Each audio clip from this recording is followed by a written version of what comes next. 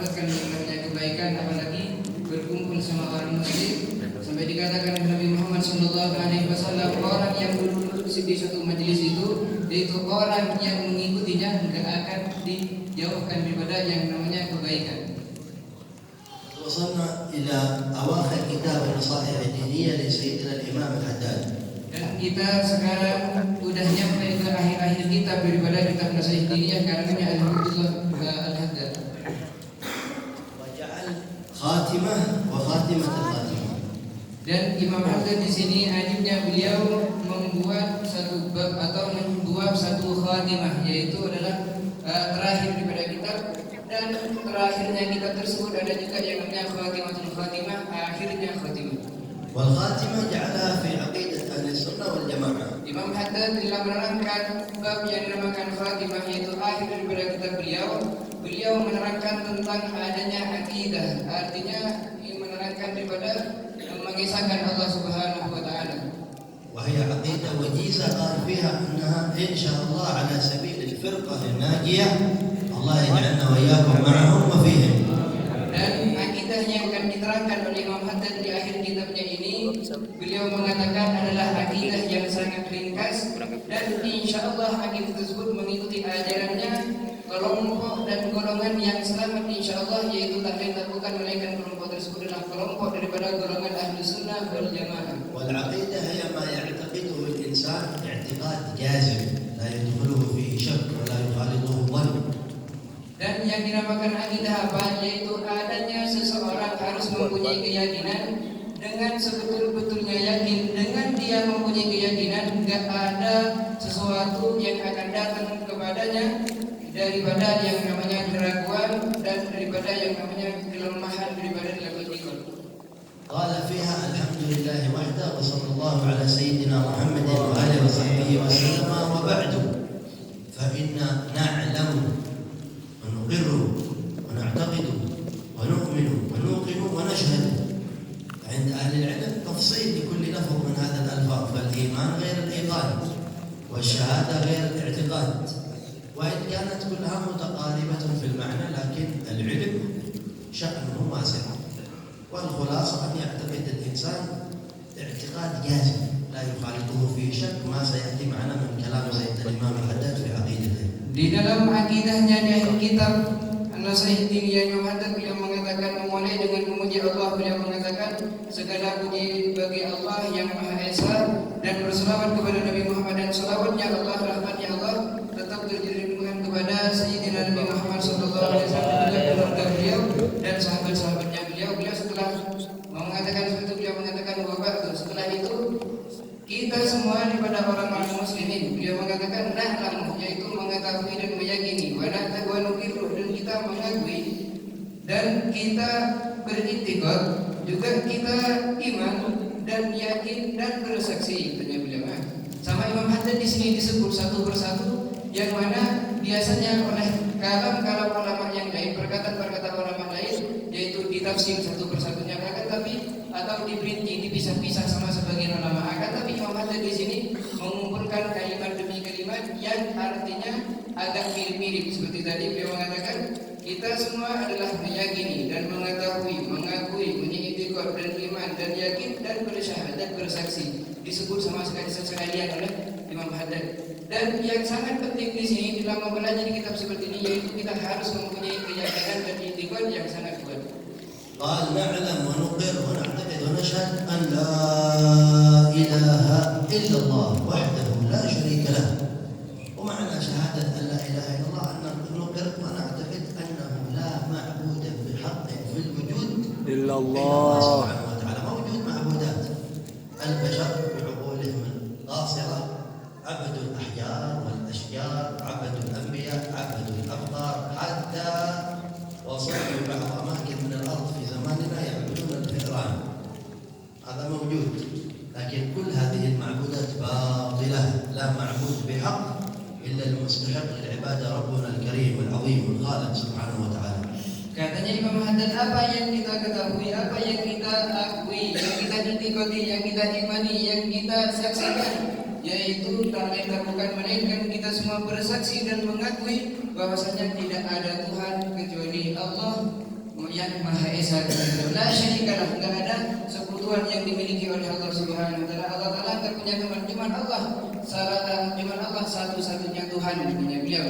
Nah, arti daripada kalimat syahadat yaitu adalah sangat jelas dan sudah sangat diterangkan oleh ulama. Ulama mengatakan arti daripada syahadat bersaksi kepada Allah Subhanahu wa taala yaitu kita harus mempunyai keyakinan dan juga kita harus mengakui dan bersaksi bahwasanya tidak ada Tuhan yang hak untuk disembah kecuali cuma Allah Subhanahu wa taala. Artinya satu-satunya Tuhan yang seharusnya kita sembah yaitu cuma adalah Allah Subhanahu wa taala dengan catatan menyembah yang hak. Karena kenapa?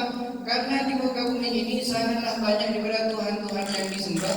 Akan semua Tuhan yang disembah terus akan, tetapi semua Tuhan yang disembah tersebut semuanya adalah batilah. Semuanya adalah batil, batal, tidak ada gunanya kalau disembah, bahkan akan dimasukkan ke neraka oleh Allah bagi atau orang-orang yang menyembahnya. Ada cuma satu yang hak untuk kita sembah, siapa? Yaitu adalah Allah Subhanahu wa taala. Apalagi di akhir-akhir ini tanya beliau, ada di sebagian tempat atau banyak orang yang menyembah pohonan, yang menyembah di pohon dan juga menyembah batu, bahkan menyembah para nabi dan juga menyembah sapi, menyembah anaknya sapi. Bahkan ada salah satu daerah yang mana mayoritas di daerah tersebut menyembah tikus, katanya beliau. Saking gimananya, saking gobloknya tuh orang, katanya beliau. Kenapa udah nggak dikasih yang namanya keyakinan di dalam hatinya? Dan itu semuanya yang disembah atau yang dianggap Tuhan oleh mereka semuanya adalah batil. Yang hak yang seharusnya kita sembah dan yang seharusnya kita harus keyakini dan ikuti yaitu tak lain tak bukan melainkan cuma ada satu Tuhan, yaitu adalah Allah Subhanahu wa taala. Ilahun azim. Allah adalah Tuhan yang sangat mulia, sangat agung. Wa malikun kabir. Dan beliau adalah yang sang penguasa dan juga yang maha besar. La rabba siwah. Dan tidak ada Tuhan selain Allah. Wa la ma'bud illa iyyah. Dan tidak ada sesuatu yang berhak untuk disembah kecuali Allah. قد يقول قائل إذا كان ربنا هو صاحب القدرة المطلقة كيف أذن أن يعبد غيره في هذا الوجود؟ Mungkin ada salah satu kita yang mempunyai keyakinan atau yang mempunyai pertanyaan di dalam pikiran kita. Kalau kita menerangkan bahwasanya Tuhan kita yaitu adalah memiliki yang namanya kekuasaan atau mampu untuk mengerjakan sesuatu, dan kenapa Allah Ta'ala kok masih mengizinkan untuk hamba-hamba yang lain atau umat manusia itu masih diizinin untuk menyembah selain Allah, padahal Allah Ta'ala mampu untuk membuat mereka semua menyembah kepada Allah? Kenapa Allah Ta'ala masih mengizinkan mereka semua? صحيح يخطر هذا في البال. Benarkah, betulkah pernah ada perkataan di dalam benak kita seperti itu? والجواب عليه من وجوه عدة. Dan jawaban perkataan dan perkataan yang ada di benak kita yang seperti itu, yaitu jawaban yang sangat panjang dari bermacam jawaban itu ada. واحد من هذه الوجوه أنه هو سبحانه الهادي والمضل، فلا بد أن يظهر أثر هدايته وأثر إضلاله، فأهل هدايته عبدوه وأطاعوه، وأهل إضلاله عبدوا غيره وسلكوا مسلك عبودية سواه، وهذا ليظهر خلقه وقدرته في الجنة وأهلها من أهل الهداية والنار وأهلها من أهل الإضلال. هذه قدرة الله وحكمته المطلقة. Salah satu jawabannya yaitu kita sudah mengetahui dan bahwasanya salah satu sifatnya Allah Subhanahu wa taala yaitu adalah Al-Hadi dan juga Al-Mudil. Salah satu sifatnya Allah yaitu beliau pandai dalam memberi hidayah kepada makhluknya, dan juga beliau adalah sebagai zat yang mudil, menyesatkan kepada hamba-hambanya, katanya beliau.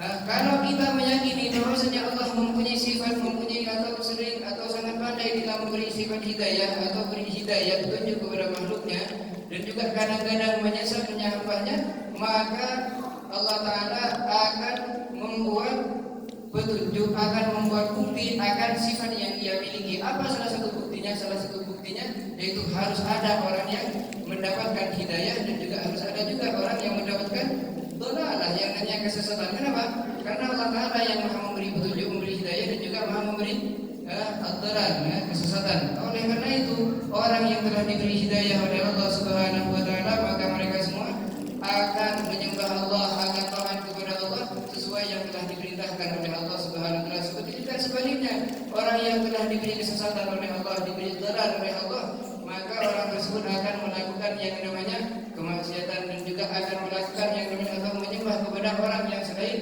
atau kepada Tuhan yang selain Allah Subhanahu wa taala, sehingga orang-orang yang suka maksiat menyembah Tuhan selain Allah, maka mereka semua akan dimasukkan ke dalam neraka Allah. Dan sebaliknya orang-orang yang taat yang telah mendapatkan hidayah dari Allah akan dimasukkan ke dalam surganya Allah Subhanahu wa taala.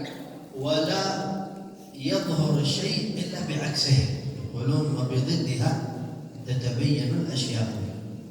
Dan adanya satu perkara yaitu kita tidak akan mendapatkan keterangannya atau kita tidak akan betul-betul memahaminya kecuali keterangan tersebut atau perkara tersebut juga diterangkan, juga dijelaskan dan harus dipahami juga lawan katanya.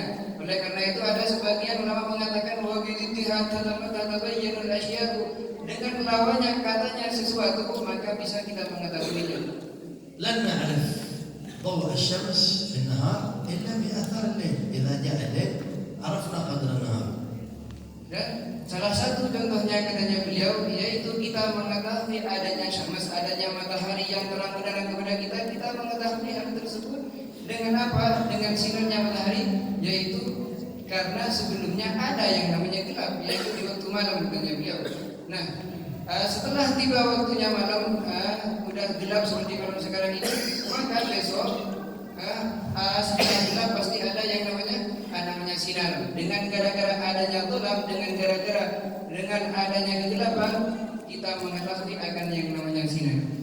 ولا نعرف قدر العافية إلا إذا جاء المرض. إذا مرض الإنسان عرف قدر العافية، وقت العافية ما يحسبها. Dan tidak akan mengetahui betapa agungnya yang namanya afiah, keselamatan, sehat, kecuali orang yang telah mendapatkan yang namanya sakit. Oleh karena itu, orang biasanya kalau masih di waktu sehat, mereka semua tidak merasakan akan besarnya keagungan nikmat yang telah diberikan oleh Allah. Apabila orang tersebut diberi sakit oleh Allah, maka dia sudah sadar, sudah paham betapa besarnya dan betapa agungnya besar kenikmatan sehat afiah yang diberikan kepadanya oleh Allah Subhanahu wa taala. حتى في الطعام ما بنحسب أحسن الطعام إلا إذا كان عندنا شدة الجوع. إذا جاء الإنسان أنه ما أحسن الطعام زين، حتى لو كان طعام قليل بسيط يقول أثر قوي بسبب شدة الجوع. فبضدها تتبين الأشياء. Dan seperti juga beliau ngasih contoh adanya makanan gitu ya beliau ya. Kalau kita ingin mengetahui besar betapa enaknya dan betapa besar keagungannya makanan yang telah diberikan oleh Allah kepada kita, kita tidak akan mengetahui katanya beliau. Kita tidak akan sadar, tidak akan paham sepaham-pahamnya. Kita kalau diberi makanan oleh Allah, kita biasa-biasa aja. Makan udah setiap hari seperti itu, kita tidak merasakan akan besarnya nikmat makan yang telah diberikan oleh Allah Subhanahu wa taala. Tetapi kalau kita lapar ya, lawan katanya kenyang. Kalau kita diberi kelaparan oleh Allah Subhanahu wa taala, sangat lapar. Nah, kalau sudah diberikan sangat lapar, orang di waktu itu akan sadar dan akan paham betapa besarnya nikmat makanan yang diberikan oleh Allah kepadanya daripada sebelum-sebelumnya katanya beliau. Dan kalau orang memakan meskipun dikasih makan yang sangat sederhana, misalnya tidak terlalu enak, tapi setelah mengalami kelaparan yang sangat luar biasa, maka orang tersebut akan paham dan akan sadar betapa besarnya nikmat makanan yang telah diberikan oleh Allah Subhanahu wa taala. Wa bi'ittihad tatabayyanul asya'. قديم أزلي سبحانه وتعالى. Adanya Allah yaitu adalah dahulu, دائم أبدي. dan Allah Ta'ala yaitu adalah selama-lamanya, beliau abadi, yaitu tidak akan meninggal.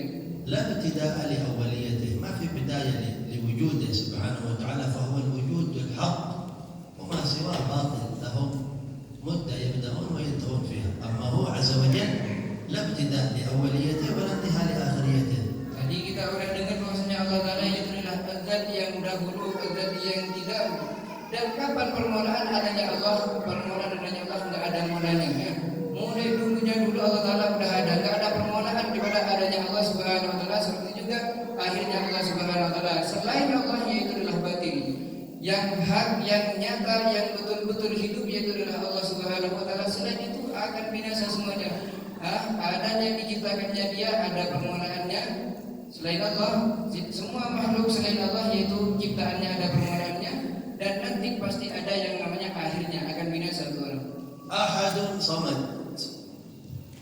Dan Allah Ta'ala itu adalah zat yang Maha Esa, dan biasanya menjadi rujukan atau biasanya adalah yang kita kenal adalah zat yang kita maksud tiap hari. قال هو الصمد الذي تصمد وتصعد إليه حوائج كل من سواه.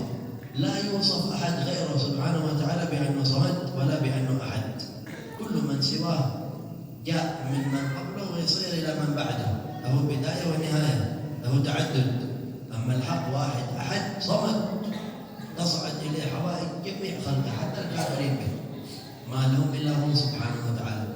Apa yang dinamakan somad? Yang dinamakan somad yaitu adalah sifat Allah Subhanahu wa Ta'ala yang artinya semua adanya makhluk, semua adanya ciptaan yang telah diciptakan oleh Allah Subhanahu wa Ta'ala, yaitu mengadu hajat-hajatnya semua. Artinya Allah Ta'ala yang dibuat rujukan oleh mereka-mereka semua. Karena itu beliau mengatakan adalah somad. Semua yang ada daripada selain Allah Subhanahu wa Ta'ala, daripada makhluk-makhluknya Allah, butuh semuanya kepada Allah. Semuanya bermaksud mempunyai keinginan untuk mengadu apa yang dia alami di masa hidupnya, katanya beliau. Semua daripada makhluknya, meskipun daripada orang-orang kafir, semuanya masih butuh kepada Allah Subhanahu wa Ta'ala, masih butuh kepada zat Tuhan yang mana Tuhan tersebut dahulu dan juga abadi, katanya beliau ya. الكفار جاءوا إلى النبي صلى الله عليه وسلم قالوا يا محمد صف لنا ربك. كيف هو؟ كانوا يعبدون أحجار، يعبدون أبقار، يعبدون مجسمات لها جرم، لها حد. قال صف لنا ربك. أنزل الله قل هو الله أحد الله الصمد لم يلد ولم يولد ولم يكن له كفوا أحد. وفي الآية الأخرى ليس كمثله شيء وهو السميع البصير. يقولون أهل العقيدة كل ما خطر ببالك فالله بخلاف ذلك. كل ما خطر ببالك فالله عز وجل بخلاف ذلك. لا تتصوره الأفهام ولا تحيط به الأوهام، وهذا غاية التوحيد. الله يجعلنا وإياكم من أهله. Di situ ketika ada orang-orang kafir di zamannya Nabi Muhammad SAW, mereka berbondong-bondong semuanya datang kepada Nabi Muhammad daripada golongan orang kafir. Mereka semua minta satu permintaan kepada Nabi Muhammad dan berkata, Muhammad siflana rabbak, tolong sifati seperti apa Tuhan engkau itu Muhammad. Tolong beri sifat seperti apa sifat Tuhannya engkau yang engkau puja-puji, yang engkau sembah di harinya wahai Muhammad. Mereka di waktu itu namanya udah dinamakan orang kafir. Mereka semuanya itu menyembah daripada hal-hal yang batin, menyembah daripada batu-batu, juga menyembah daripada pohon-pohon, dan juga menyembah daripada hal-hal yang keras, dan juga mereka semua menyembah daripada garis-garis. Artinya semua yang disembah oleh mereka adalah Tuhan yang batin. Oleh karena itu mereka semua penasaran tentang Tuhan yang mana Tuhan tersebut disembah oleh Nabi Muhammad SAW. Mereka semua mengatakan, Muhammad, wahai Muhammad, ini orang kafir, orang musyrikin, tolong sifati seperti apa Tuhan engkau. Lalu turunlah ayat dan surat yang mana surat tersebut terkena daripada surat beliau mengatakan, pun katakanlah wahai Muhammad, katanya Allah Subhanahu wa Ta'ala, Huwallahu ahad, Tuhan aku yaitu adalah Allah, zat yang Maha Esa. Allahus Samad, Allah itu adalah zat yang menjadi rujukan semua makhluknya, semuanya bermaksud dan butuh kepada Allah. Lam yalid wa lam yulad, dan Tuhan saya itu tidak melahirkan dan juga tidak dilahirkan. Walam yakun lahu kufuwan ahad, dan Tuhan tersebut tidak ada bandingannya di alamnya, katanya. Allah diperintahkan atau memerintah Nabi Muhammad mengucapkan dan menjawab seperti itu kepada orang-orang musyrikin. Dan di dalam ayat yang lain Allah Ta'ala mengatakan, laisa kamitslihi wa huwas samiul alim. Laisa kamitslihi syai'un wa huwas samiul alim. Laisa kamitslihi syai', tidak ada. Wa huwas samiul basir. Laisa kamitslihi syai', enggak ada sesuatu yang menyamai Allah Subhanahu wa Ta'ala, yang sama dan sebanding dengan Allah itu enggak ada di muka bumi dan di langit, katanya Allah di dalam ayat yang lain, wa huwas samiul basir, dan Allah tersebut yaitu adalah zat yang Maha mendengar dan juga adalah zat yang Maha melihat. Oleh karena itu sebagian ulama, sebagian ahli tauhid beliau mengatakan, fa kullu ma khatara bi balik fallahu bihi la dzalik. Semua hal-hal yang tertanam atau semua hal-hal daripada hal-hal negatif atau hal-hal yang kurang bagus yang terlintas di hati kalian tentang Allah Subhanahu wa Ta'ala, ketahuilah Allah Ta'ala lebih mulia dan terbebas daripada apa-apa yang ada di benaknya kalian, katanya sebagian ulama. Dan beliau tadi mengatakan seperti inilah hakikatnya tauhid, yaitu mengesahkan Allah Subhanahu wa taala. ولهذا سورة قل هو الله أحد يسمى سورة الإخلاص، لأنك تخلص بها لله سبحانه وتعالى من دونه، ما في مثله ولا شبيه ولا مثيل، فهو المخلص له، فهي سورة الإخلاص.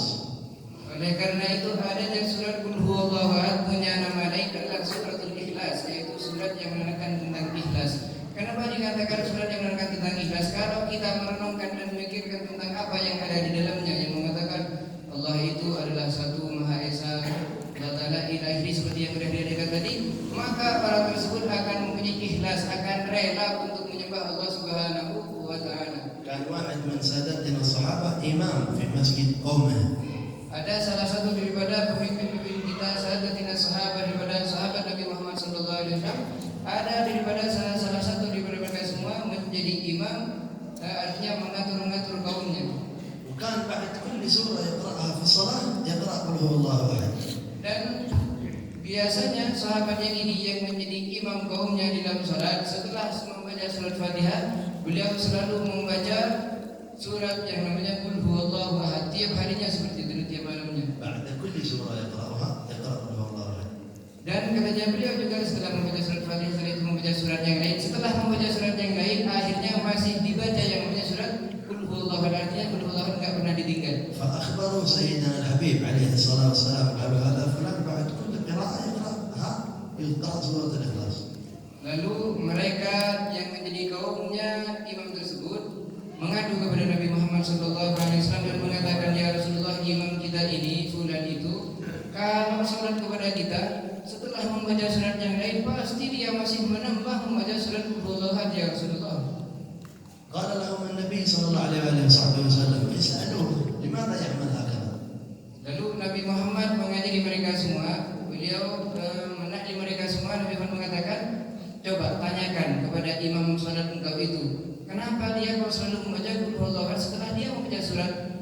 فسألوه قال لهم أحبها لأنها صفة الرحمن صفة ربي، هذه السورة أنا أحبها بعد كل سورة أقرأها. Dan kaum yang mengadu kepada Nabi Muhammad dan katanya Nabi Muhammad diajari seperti itu, akhirnya atau disuruh nanya kepada imamnya, akhirnya si kaum tersebut yang mengadu Nabi Muhammad akhirnya juga bertanya kepada mematuhi perintahnya Nabi Muhammad SAW dan bertanya, wahai imam, kenapa engkau di setiap salat setelah membaca surat yang lain engkau masih menambah dan membaca surat Qul Huwallahu Ahad? Lalu dijawab sama imam tersebut, saya sangat suka untuk membaca surat Qul Huwallahu Ahad. Kenapa? Karena Qul Huwallahu Ahad dan surat Ikhlas tersebut yang diterangkan di dalamnya cuma sifatnya Tuhanku, yaitu adalah Allah. قال لهم صلى الله عليه وآله اللهم صل وسلم وبارك عليه. أخبروه أن الله تعالى يحبه لحبه إياه. Lalu adanya kaum-kaum datang lagi kembali kepada Nabi Muhammad SAW dan menyampaikan tentang apa yang dikatakan oleh imamnya. Lalu setelah Nabi Muhammad mendengar jawaban dan mendengar ceritanya kaumnya tersebut, Nabi Muhammad mengatakan, tolong sampaikan kepada imam salat engkau itu bahwasanya Allah sangat ridho dan sangat mencintai imam tersebut. Kenapa? Dikarenakan dia telah mencintai surat yang mana suratnya itu sudah disebut-sebut tentang sifatnya Allah Subhanahu wa taala, yaitu adalah surat Ikhlas. وتعدل ثلث القرآن. Dan adanya surat Ikhlas yaitu membandingi sepertiga Al-Qur'an. مع أنها صغيرة جدا سطرين. Dan adanya suratul Ikhlas yaitu adalah sangat pendek dan sangat gampang. سبحان الله فيها سر مع اتصالها في ظاهرها لكنها محتوية على صفة الرحمن عز وجل. Subhanallah, adanya surat Qul Huwallahu Ahad yaitu meskipun sangat pendek dan sangat gampang, kelihatannya sangat gimana-gimana, akan tetapi surat Qul Huwallahu Ahad dan surat Ikhlas yaitu mengandung daripada asir rahasia-rahasia yang mana dengan adanya rahasia-rahasia tersebut yang bisa membawa kemuliaannya surat Qul Huwallahu Ahad. لكن هذا كان يقرأها لأنه يحب صفة الرحمن، ما هو يبغى يخفف الصلاة، بس بعض الناس يبغى يخفف الصلاة فرحان يقول هو الله أحد مشان يصلي بسرعة ينتهي من الصلاة بسرعة. Beda katanya beliau dengan salatnya kita. Kalau kita membaca Qul Huwallahu Ahad, ingin cepat-cepat salat katanya beliau. Akan tapi kalau sahabat yang seperti ini yang sudah diterangkan tadi membaca surat Qul Huwallahu Ahad setelah di dalam salat, beliau bukan ingin cepat-cepat dan ingin ringkas salatnya, akan tapi beliau sangat cinta untuk membaca surat Qul Huwallahu Ahad. Kalau kita suka di tiap Fatihah, di tiap salat setelah Fatihah baca Qul Huwallahu Ahad tiap hari, tiap malam salat. Kenapa? Biar ringkas, bukan karena cinta kepada Qul Huwallahu Ahad. كان ada salah satu imam masjid yang biasanya menjadi imam di satu masjid mengimami manusia atau kaumnya. دائما في كل الصلوات يقرأ قصار السور. Dan imam yang menjadi imam salat ini biasanya tiap hari tiap ia salat selalu membaca qul huwallahu ahad setelah salat Fatihah. ويقرأ إذا جاء نصر الله وإذا رأيت الذي يكذب بالدين إنا أعطيناك الكوثر قل هو الله أحد فقط ما يطلع إلى فوق هذا بس هذا. Dan biasanya imam ini biasanya kalau di waktu salat selalu membaca daripada surat-surat yang pendek. Selalu setelah membaca surat Fatihah yang dibaca kadang idza jaa nasrullah, setelah itu juga dibaca qul huwallahu ahad, dan surat-surat yang lain inna a'tainakal kautsar itu yang dibaca. Yang pendek-pendek itu yang dibaca. بعض الناس يحبون كما هذا الإمام يا أخي الإمام هذا ما شاء الله الله يبارك فيه ويكثر من أمثاله. Dan biasanya makmum kalau mendapatkan imam yang seperti itu biasanya senang, biasanya masya Allah di imamnya buat ringan aja kepada sholat. Biasanya dicintai imam-imam yang suka mempendek sholat dan suka membaca daripada surat-surat yang sangat pendek seperti ini. لكن هذا الإمام سألوه قالوا إيش هذا أنت ما تحفظ من القرآن إلا هذا بس قصار السور فقط ما عندك تحفظ من القرآن. Lalu kaumnya atau jamaahnya yang mengerjakan sholat di belakang dia sebagai makmum bertanya kepada imam yang selalu membaca surat yang pendek-pendek, mengatakan, imam, apakah engkau enggak hafal selain daripada kisah surat, daripada surat-surat yang pendek ini? Cuma itu kok yang kau hafal, enggak ada yang lain. قال بلى أنا أحفظ سورة الضحى لكن قال كل يوم أتفرج في المصلين هم هذا لنفسهم إذا حد ضيف جاء من بعيد نقرأ سورة الضحى قال هذا نخليه يعني خبيئة إذا جاء يوم ضيف نقرأ سورة الضحى ما الآن قال ما في داعي نحسبها. Lalu dijawab sama yang tersebut, kata siapa saya nggak hafal surat yang agak panjang? Ada, saya hafal surat yang agak panjang, yaitu adalah surat Duha, katanya beliau. Tapi saya nggak sembarang membaca surat Duha, katanya. Nanti atau saya sebelum sholat, sebelum menjadi imam, saya biasanya lihat ke belakang dulu. Kalau yang surat cuma tetangga-tetangga, saya bacanya pendek-pendek aja, ya. Tapi kalau ada tamu yang datang dari jauh, baru saya baca itu buat Duha. والحاصل الله يجعل لنا إن شاء الله وداد في الصلاة حتى إذا دخلنا إلى المسجد لنصلي نشعر أن الصلاة لقاء بيننا وبين ربنا ما هو عبارة عن شيء نرميه ونتخلص منه. بعض الناس هكذا الصلاة عنده ثقيلة يبغى يرميها يتخلص منها، لكن بعض الناس يأتي إلى المسجد يشعر أنه يأتي إلى بيت الله تعالى، أنه ضيف الله، أنه يلتقي مع محبوبه عز وجل، ويكون حاله في الصلاة حال ثاني وإقباله على الصلاة إقبال ثاني. الله يجعلنا وإياكم من هؤلاء النوع. Walhasil katanya beliau, semoga kita diberi yang namanya sangat pandai dan sangat mencintai untuk mengerjakan salat untuk Allah Subhanahu wa ta'ala, katanya beliau. Kita semoga diberi oleh Allah untuk bisa merenungkan dan harus mempunyai keyakinan bahwasanya adanya salat yang kita kerjakan yaitu adalah merupakan sambungan antara kita dan antara Allah Subhanahu wa ta'ala. Karena sebagian orang, katanya beliau, khususnya di sekarang-sekarang ini, katanya beliau, kalau ada orang salat atau menganggap salatnya itu adalah sangat remeh, itu marmi, biasanya enggak dianggap, jadi enggak disungguh-sungguhin dalam mengerjakan salatnya. Yang penting udah salat, katanya. Atau sebagian orang itu sangat merasa berat, enggak ikhlas untuk mengerjakan salat. Akan tetapi kalau orang yang mendapatkan hidayah dari Allah Subhanahu wa taala, jangankan di dalam salat, pas mau masuk masjid aja dia udah khusyuk, ya. Dia udah meyakini bahwasanya masjid itu yaitu adalah Baitullah, yaitu adalah rumah rahmatnya Allah Subhanahu wa taala. Itu pun cuma di dalam waktu masuknya.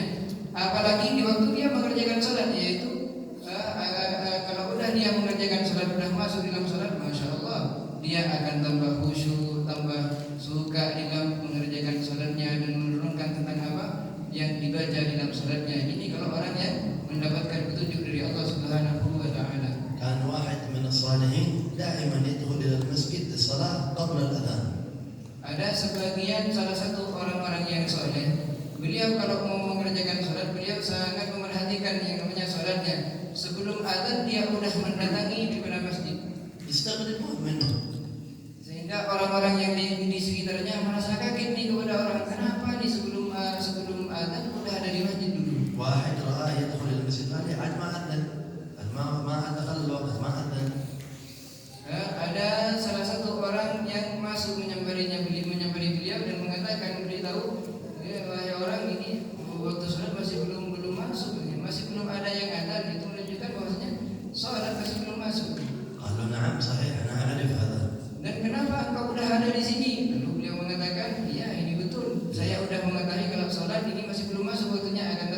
قال له الأذان هذا شرعه الله لينبه الغافل.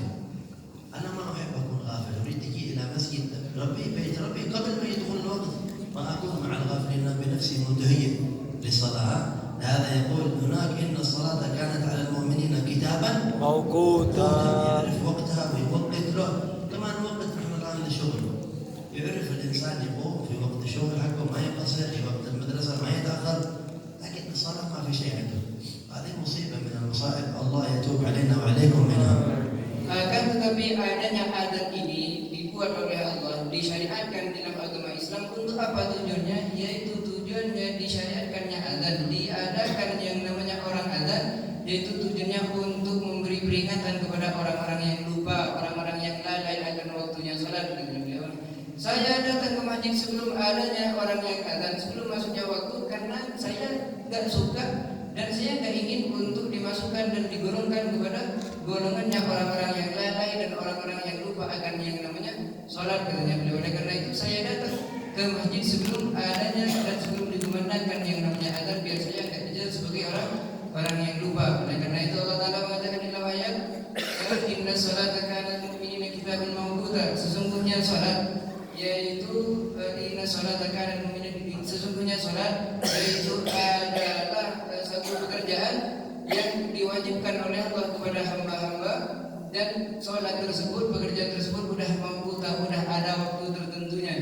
Bagi siapa yang difardukan? Yaitu bagi orang-orang mukmin, katanya beliau, yaitu kita di waktu mendengar perkataan seperti ini harus membuat waktu yang khusus dalam mengerjakan sholat. Sebagaimana kita kalau syukur, kalau bekerja, yaitu ada waktu yang tertentu dari jam segini sampai jam segini. Terus juga kalau kita mau masuk ke madrasah, mau sekolah dari jam ini sampai jam segini, ada waktunya masing-masing. Seperti itu juga adanya sholat, jangan kita remehkan. Sholat sudah terkenal, kita sudah mengetahui semua.